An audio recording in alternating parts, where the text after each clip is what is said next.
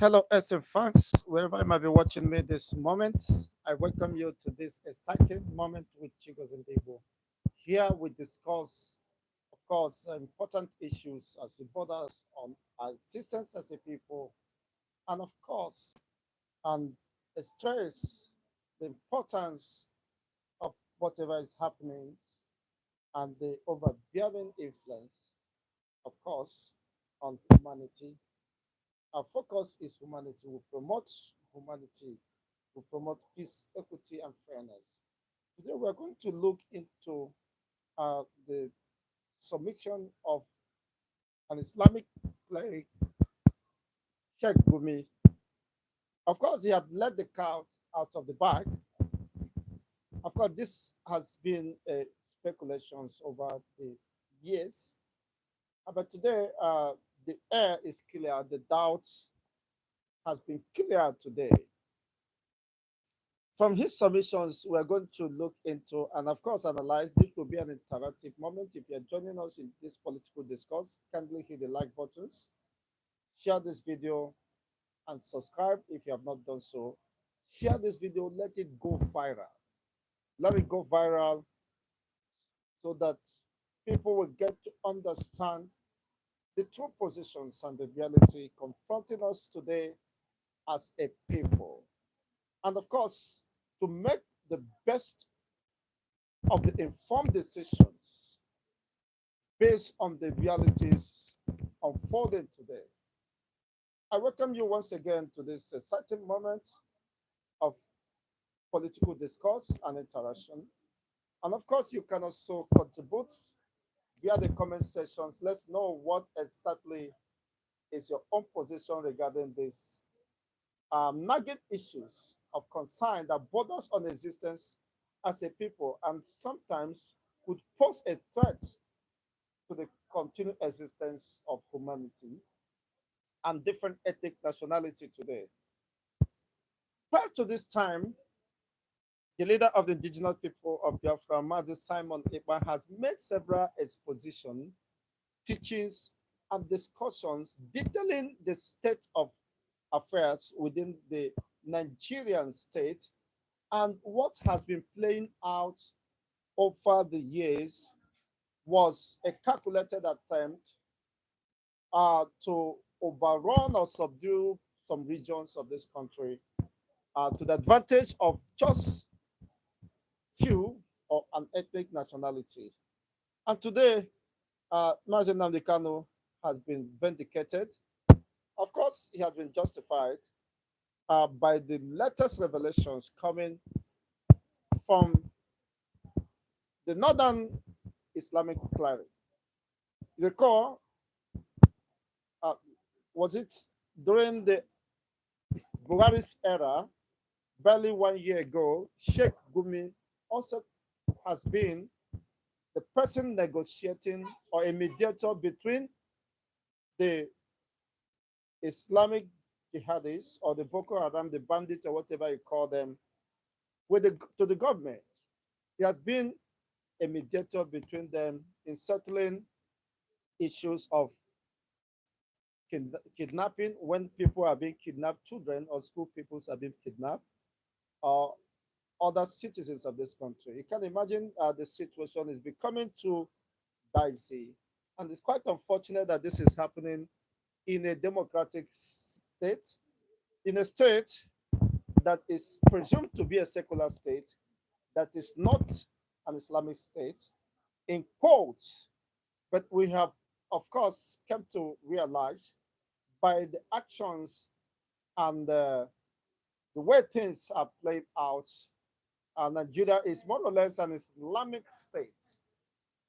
You see, by default or of course, by oppression. Well, that is not a subject of discourse today. We are to look into a very important discourse today. As I welcome you once again, please kindly hit the like buttons, share this video so that more people can join us in today's discussion. It will be very brief by the grace of God, as God allows us to manage the time. Of course, we must manage the time, and Just to pass these informations, it's open for everybody to contribute his own uh, perception about this discussion today.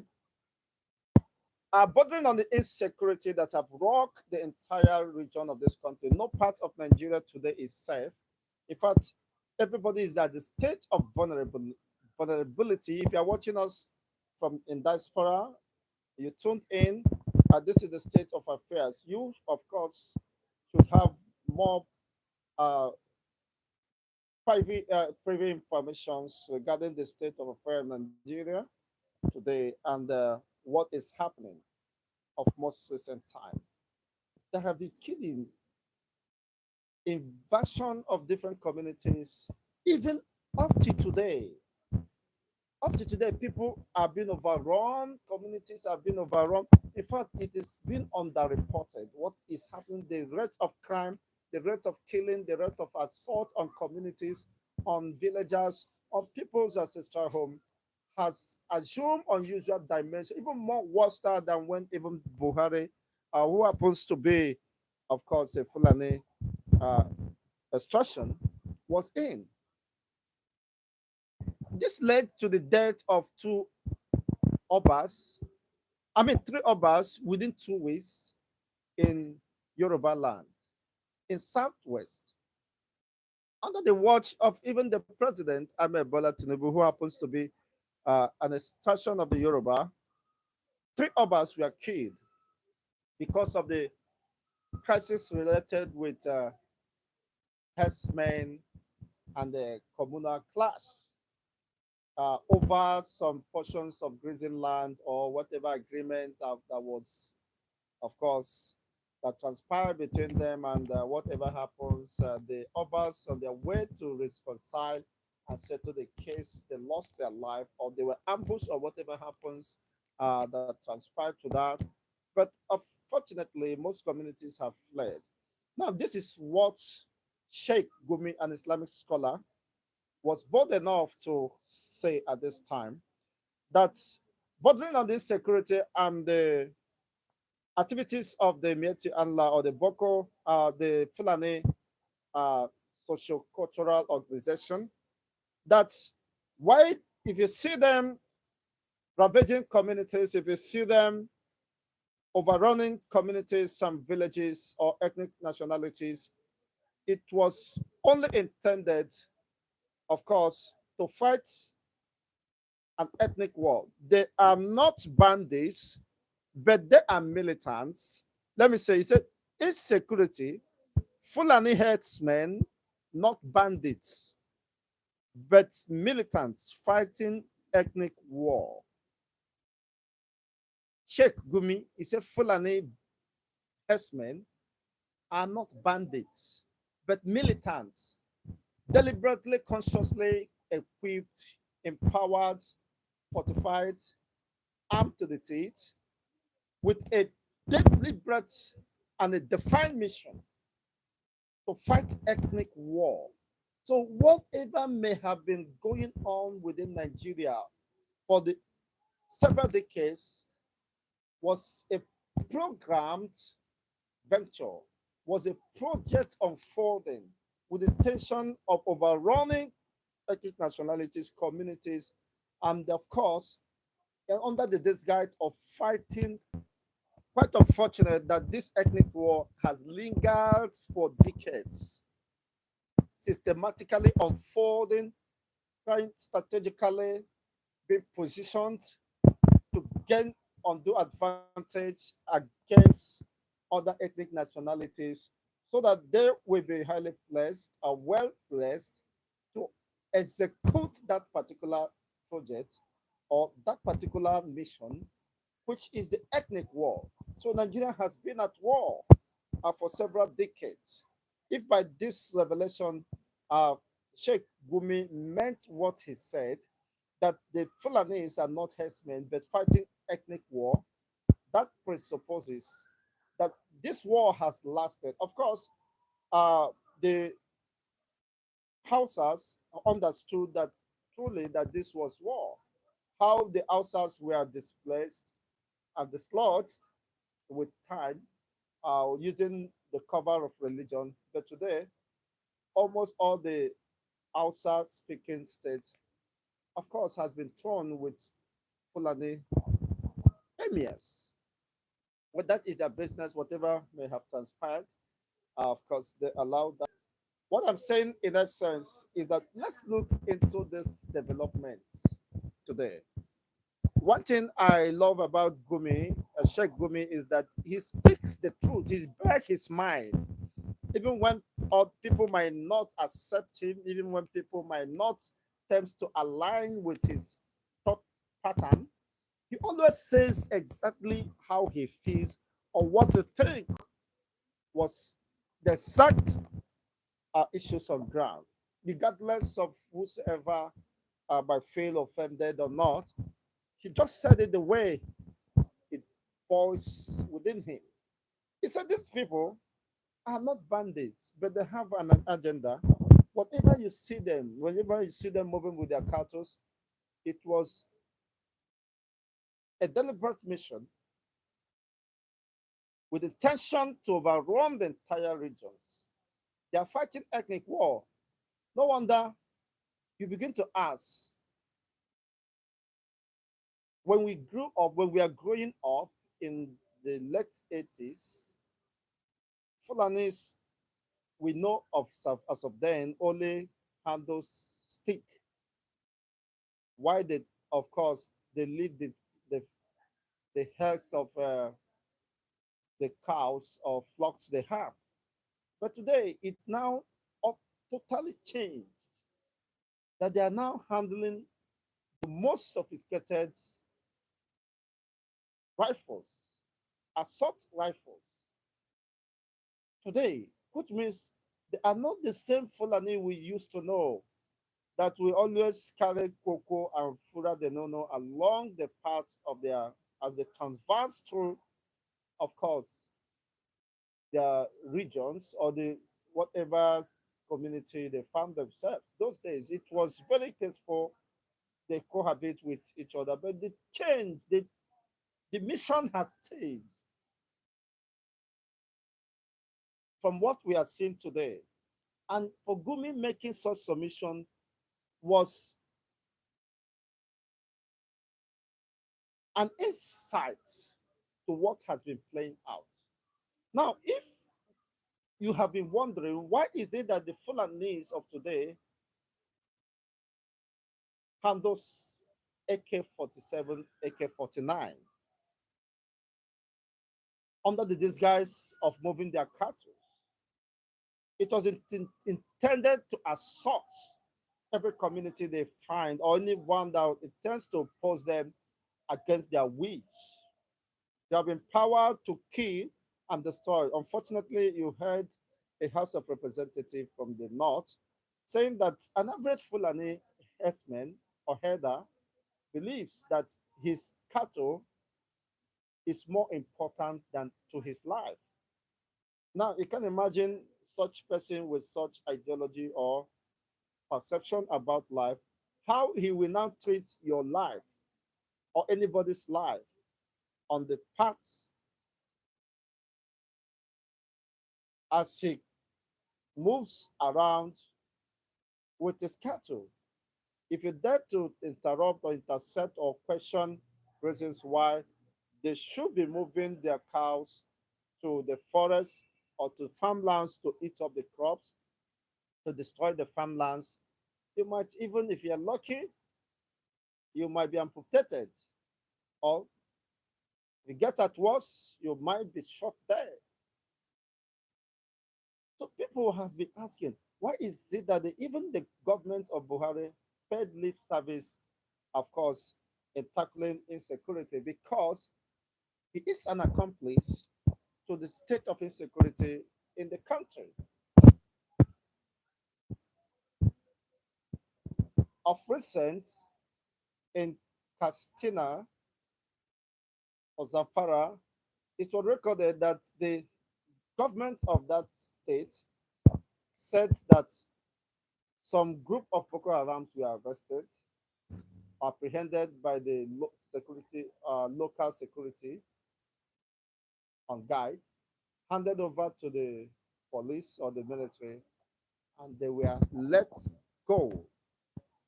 They were asked to go, and the governor was annoyed, accusing the military.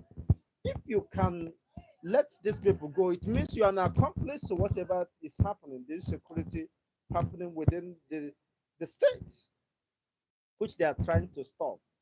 Can you understand what is playing out? This security in Nigeria is man made. It was designed and orchestrated by some political cabals, heavyweights, because they find it as the best way of having access to the state treasury and, of course, enriching themselves at the expense of the entire humanity or the expense of their own people. They don't feel, of course, whether the people are being killed or the communal or societal lives are being disrupted. People fleeing their own communities are being harbored in IDPs in the most living condition, the most worst state of conditions of living, and yet these people could not have empathy. You see what is happening in Benue Agatu, the Jos Plateau, how more than 50 or 100 communities have been sacked and replaced by the FULANIS, that they are fighting tribal war. Now, if they are fighting tribal war, why would they move down to the south? I think that should be within the neighborhood of the north. But now, leaving the north and advancing to the south to assault, to unleash mayhem, to overrun communities, to kill people with the intention of taking over their own. What kind of tribal war is that? Okay, is it the war that was initiated or that was started by Danfodio, the forefathers? Well, uh, it might not be far from the truth. But Gumi today, Sheik Gumi has let the cat out of the bag.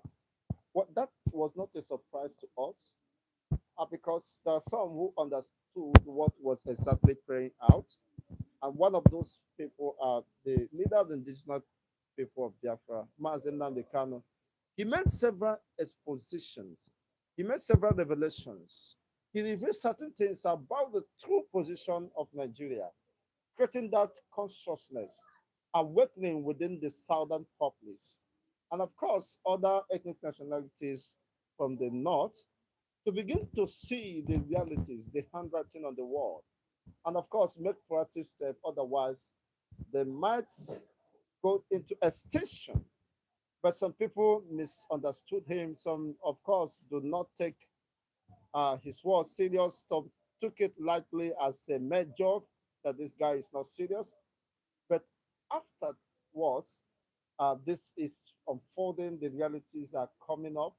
We are seeing the handwriting, the movement of the body language by those who are, of course, custodians of the law, those who should uh, set a precedence, those who should protect the people, are now having some level of biasness or lack of commitment in protecting life and property. You begin to ask what exactly is happening.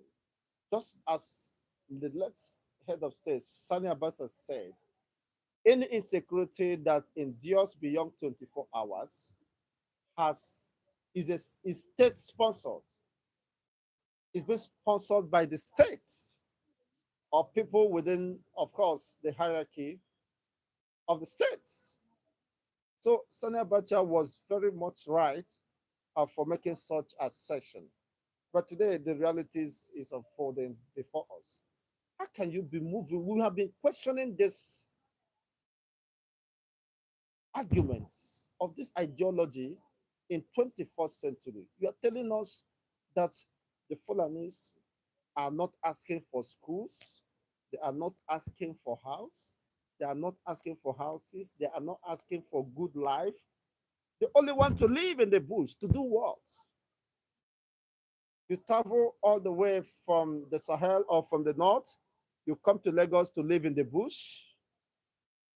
Of what economic importance is that to the Lagos state government in terms of revenue generation and security wise? Just as Jide of one of the media outlets said that the Fulanis militias has rounded up the entire western forest. You don't know what that means, and that if what Sheik Gumi said is anything to take home, you know what that means? Of course, to the western region, it is disaster buying time to happen. It's just a matter of times or weeks, months or years. How could you occupy and round up people's bushes? It means you have other ulterior motives, not just with the intention of rearing your cattle, of finding a more grazing, a better grazing land for them, but the agenda is far beyond that, and this is what has been playing out. And when the leader of the indigenous people of Biafra, who is now incarcerated under DSS dungeon, saw what is happening and the handwriting on the wall, he made a swift move in setting up the ESN, the Eastern Security Network. He called it the Eastern Security Network. He didn't call it the Biafran Defense Force. He said these people, their mission was to be up like forest guards. They would be in the forest to guide against invaders, just as we are seeing the realities today, who might want to, of course, ambush the entire region through the forest, killing gradually but consistently, and annihilating or reducing the populations of the region or the gradually by unleashing mayhem on the farmers or those who go to their farm. We have seen of most recent in Enugu where a teenager was raped and killed. Even when someone want to come to her rescue, the person was also shot dead. So this is very clear. So when people said we want our own security, you begin to understand how important that is to them. We want our own security. Let the security of our own region be local to us. Let us protect, have the power, have the weapons to protect ourselves. But the government will not even give license or allow such to happen. Not until the people decide, of course, to take their life or decides to take serious the security of their own lives. Because any government that cannot protect you or that cannot bring the perpetrators of this heinous crime to book has an agenda playing out. There is a script that is playing out. It's only that few individuals don't are not smart enough, intelligent enough to decode what has been encoded. Why should a terror group recognized internationally be pardoned and reintegrated into the Nigerian security force? These are people who has killed, who have destroyed lives, even in their thousands, who have murdered communities, who have killed, including children. They come now, after apprehending them, you ask the security chiefs to pardon them and reintegrate them into the defense system. Oh my God. That is a way of sabotaging, of course, the security of the state because uh, Buhari, in his action, sabotage, he compromised. He committed treason against the Nigerian state. This is the second time he committed the treason after he interrupted the democratical elected government of Shagari Was it in 1984, thereabout, to 85, or whatever be the case? This is a repeat, a rep to the constitution, a rep to democracy, a rep to the entire ethnic nationalities. I don't see any justification why you should reintegrate people who has been taught, indoctrinated how to kill, that the best way to live is to kill. You bring them and integrated them into the society. And of course, we saw of most recent where the pardoned or repentant Boko Harams or whatever that were integrated into the Nigerian police force, into the Nigerian security, they turn back to attack the same institution of the states. They turn back and start attacking police stations and, of course, breaking jails and other prisons to release their own people. You see why the fight against insurgency has will never succeed, because there are people who are, of course, they are giving informations on how to beat the security intelligence or the Nigerian system, and of course, oftentimes, ambush are being led, and several casualties of the Nigerian combatant men are wasted. Just as of recent, you see the asking them to, if you dare us, come to this location, we are there, and let us drag it out. You can imagine. You're asking an institution of the state to come, this is where you are. And they dare not come because they knew that you are well prepared. And of course, what they will meet will be a very big shock for them. Okay, uh, let's see how we can go with this. It's quite unfortunate whatever is happening, but the reality is, we hope that by the grace of God, people will get to understand the true positions of the state of affairs within Nigerian state and see how to solve this problem. You can continue to live in denial of the realities. I think you can make headway. Nigeria is in problem. Nigeria is in a big trouble with these revelations. You begin to now appreciate the need why it is better, instead of living and fighting ethnic and endless ethnic war under the disguise of one Nigeria. People are dying, people are being killed, humanity is being brought to its lowest ebb. Why not share this country? Let everybody manage their region to avoid this ethnic war. There is greater war looming. God help us. Now, if living together can and collective existence, what is the need? Why can't we tell ourselves the truth for once? Where is that need? What is the importance of living together? To be killed by those you call or who happens to be the same nationality with you, or who happens to be the same citizen. You claim you are the same citizens, but in their very eyes, you are just an infidel. You are just an enemy. That only time, of course, they needed to exterminate you, only time that will tell whether you will continue to exist. No, we cannot continue to hide, living with danger, living with destruction, living with a defined enemy, an enemy that have made himself very clear that is an enemy to all ethnic nationality. How can you tell us that Fulani herdsmen are not bandits, but fighting ethnic war? They are militants fighting ethnic war with who? What are they dragging? Do they have any common boundary with the Southwest? I don't know.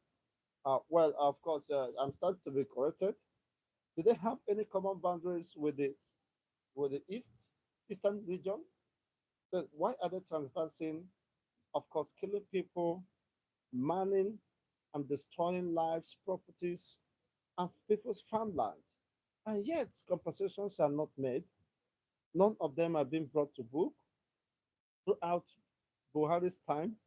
None of them were apprehended, let alone been brought to justice. How can we continue in this? I'm not saying that all Fulanis are militaries, but the reality is very clear, staring at us. The ones who have been indoctrinated, who have been empowered by some state actors to perpetrate this crime, criminality against humanity, have no one to spare. So if that becomes the reality, you begin to question what is it and what is it in one Nigeria? If living together is we pre-expose everyone or ethnic nationality to extinction, to risk of being extinct, then uh, there is no need continuing together. Let's know what is your own take. Uh, on this note, of course, I hope the message has been communicated. Let's see what is your own positions and reactions regarding this. But it's quite unfortunate. Mazenan Dekano saw it. He said it. People never believe him. But today, people are realizing, of course, that he is the prophet of our time. All his revelations, all his prophecies, all his assertions has been fulfilled today in our very eyes. And we are witnesses to that. Quite unfortunate. Then what step do we take to protect our people if the government fails to protect them, just as our General Theophilus Danjuma came to this realization that the military or the Nigerian military either deliberately or reluctantly refused to protect them. He said his own people should equip themselves and protect themselves because he understood the handwriting on the wall. He knew what exactly was playing out. By his background, of course, his privy and his position is privy to certain informations that is not, of course, at the public domain. He summoned up courage to say, take up arms and find a way to defend yourself. It's quite unfortunate, but that is the realities staring at us today. Then how do we address this perennial disaster, this chronic disaster, this chronic disease that is eating deep, fast eroding the fabric of existence? Of course, as it stands now, when you sample the opinion of Nigerians, less than 5% would have still confidence in the Nigerian system or the continuity of the Nigerian states. If you doubt me, sample opinions and that will shock you. Nobody, not even from the West, the youths. Wow, this is quite disturbing. The network is something else. We're trying to adjust the. Sorry for the interruption. This is what we do experience network downtime. Well, whatever be the case, I think we are in line with the line of discussion or subject of discussion.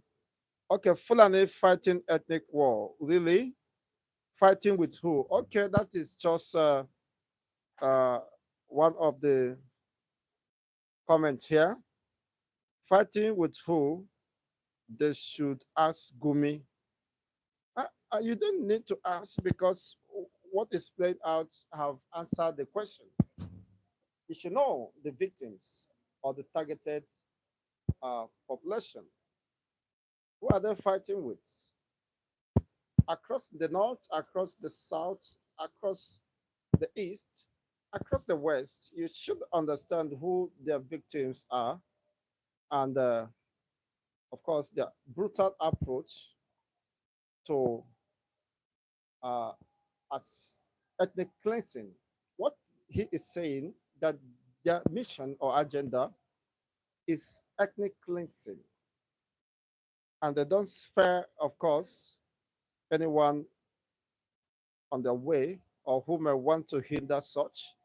You've seen of most recent the Ruga, the what did they call it again? The grazing paths, the grazing routes, or whatever. Wally was pushing very hard to give them any comparative advantage. The Ruga settling and all that, and which are the southern states understood that this is what is playing out, and of course they oppose it, that no grazing lands for cattle ranching, that they should breed their own cattle in the south, in the north, as a private market, as a private enterprise or business. And then when they are through with their productions, they can now convey it down to the south to sell, to look for the target market to sell their produce, just as someone who has a cassava farm or a coconut farm, after harvesting, you locate or search for target markets where you can sell, take, convey your goods to, and sell it and retire back. You cannot be living in the bush and planning, of course, how to unleash mayhem on the locals or settlers or the host communities. No, this is quite unacceptable. It is unacceptable, it's condemnable. And on this note, of course, there have been several moves to stop uh, the Fulanis living in the forest. But unfortunately, at the Senate plenary, you saw what one of the among the five senators defending the right of the cow or the right of the movement of the cow, uh, which the Senate President Abio called his attention that these laws were not written for animals to protect the right of animals, but humans. So humans has the superiority over animals. And it's quite unfortunate that such argument will come at the floor of the Senate plenary. It's quite unfortunate that up to now there are people who still believe that animals should be given more priority to lives. They are not talking about the ravaging hunger, the starvation, the insecurity rocking the entire northern hemisphere, where people are fleeing their homes, of course, for safety. Living in IDPs, some don't even know where to go because it have overwhelmed them. Their economic activities have been widely disrupted. And you see today, when you have to go to your farm, you have to pay some levies or ransom. Otherwise, you'll be timed. After the expiration of the time, you will, of course, you'll be on your own. It is quite unfortunate. These are things, national issues that needed, of course, urgent attentions. But if we fail as a collective uh, people to treat them, it should be solved individually. People who know how to solve their problem will go about the best way they believe it will be possible for the problem to be solved. So if it those within the corridor of power fail to convey a national conference, sovereign conference, people will also resort to any means to protect themselves and to solve their own problem in their unique way. The best they believe, of course, that could be solved. So sometimes you don't blame those who are calling for the balkanization or calling for the restoration of the Biafran state, which the leader of the indigenous people of Biafra, Mazin Namdekano, spearheaded, and after his extraordinary rendition in an incarceration in the DSS dungeon, of course, another man has emerged, another circumstantial leader has emerged, which is in the person of Simon Iba. He has been able to achieve a lot today for the Biafrans by setting up the Biafran Republic government in exile, which is de facto government in the homeland, where instructions have been taken, where policies and formations of policies and of course, interests of the entire Biafrans are being protected. But some are still opposing that, calling him self-acclaimed prime minister. But to the contrary, it has been affirmed and confirmed that it is the collective will of the Biafrans across the globe to emerge as the prime minister. Well, whatever happened, that is not a subject of concern. What I'm saying in a sense that people, of course, the ethnic nationalities are now devising means of most recent. You saw the clash between the Fulanis and the Hausas. Some people, some northern or Hausas extraction are saying, we are done with the Fulanis. We want to recover and reclaim our land. But you know what that means? It could be an invitation of another crisis, a very bloody one, for that matter, because you can't get out of that except, I believe, something is done in that regard. There must be decisiveness, commitments, and willingness to address issues. Otherwise, we'll continue to live in denial. And of course, uh, a possible peril might be uh, imminent, but we can avoid that if we act proactively. But it's quite unfortunate. If Gumi could say this and anyone can take it for granted, well, that is to his own chagrin or utter dismay, to his own peril. But if you have said this, you begin to ask, who are they fighting this ethnic war with? Of what need is that ethnic war? Of what purpose? Of what intention? These are very pertinent questions. By the time we are done with this, of course, analyzing deeply and trying to provide solutions to these questions, puzzles, we'll get to understand that whatever drive or whatever is played out today uh, has been premeditated and, of course, uh, an agenda that is only buying time to be executed. Well, whatever happens, let's have your own opinion or reaction regarding this. I expected more interactions via the comment sections. Please kindly hit the like buttons, share these videos so that people will get to know what is happening and the appreciate the level of predicament or the dilemma Nigeria has found herself. And unfortunately, the level of vulnerability and the entire humanity within this contraption has been exposed to. It's quite unfortunate, but that is the reality. How do we solve this problem once and for all, rather than, of course, trying to treat the symptoms? How do we solve this problem once and for all so that we can move forward, so that people can have a sense of belonging, people can have the feeling of security and sleep with their two eyes closed? It's quite unfortunate, but that is the true positions here. Until I come your way in subsequent editions to continue, of course, from where we stop.